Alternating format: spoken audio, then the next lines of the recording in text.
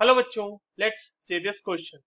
A 100-watt bulb emits monochromatic light of wavelength 400 nanometer. Calculate the number of protons emitted per second by the bulb. और हमारे पास जो चार probable answers हो सकते हैं वो चार ऑप्शंस में बच्चों गिवन है. तो चलिए इस क्वेश्चन को सॉल्व करते हैं. और सबसे पहले तो ये देखते हैं कि इस क्वेश्चन को सॉल्व करने के लिए हमारे पास कौन से की कॉन्सेप्ट की जानकारी होनी चाहिए. देखो, ये जो सवाल है हमारे पास, ये बेसिकली जो हमारे पास एनर्जी और रिलेशन होता है एनर्जी का. तो एनर्जी को हम कैसे लिख सकते हैं? E is equals to N into H nu. ठीक है, जहां पे n जो होगा वो नंबर ऑफ फोटोन होगा और एच न्यू जो होगा वो एक फोटोन की एनर्जी होगी. या फिर आप इसको लिख सकते हैं n into H C upon lambda, जहां पे एच सी अपॉन लैम्डा एक फोटोन की एनर्जी है एंड n जो है वो नंबर ऑफ फोटोन है. ठीक है बच्चों, चलिए इतना जो है हमें पता होना चाहिए. ना क्वेश्चन में कहा गया है पावर के बारे में. पावर कितना दिया हुआ है आपके पास लाइट का, बल्ब का? वो है 100 वॉट.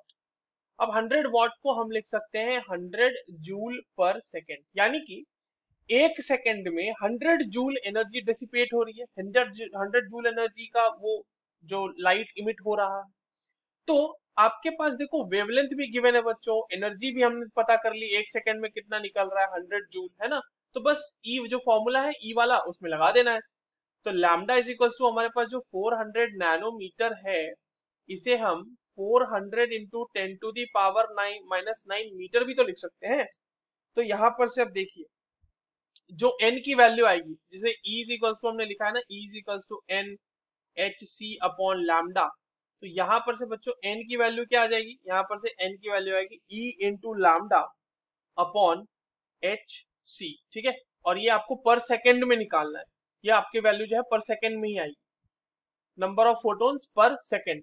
E की वैल्यू रख दीजिए 100 इंटू 400 इंटू 10⁻⁹ डिवाइडेड बाय, अब देखो h की वैल्यू क्या होती है 6.626 into 10⁻⁻34 joule second into c की वैल्यू 3 इंटू 10⁸ मीटर पर सेकेंड.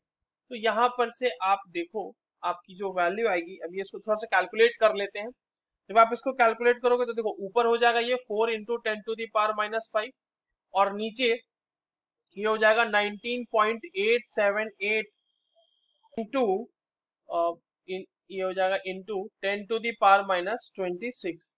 थोड़ा सा इसको और सॉल्व कर लेंगे तो ये आ जाएगा 0.2012 इंटू 10⁻⁻5 प्लस 26, यानी कि ये वैल्यू जो है बच्चों आपके पास 2012 इंटू 10⁻21 आएगी. ठीक है, या फिर आप इसको लिख सकते हैं 2.012 इंटू 10⁻20 पर सेकेंड. इतने ही फोटोन्स एमिट हो रहे होंगे. So this is given in the very option that is B. I hope you understood this well. All the very best.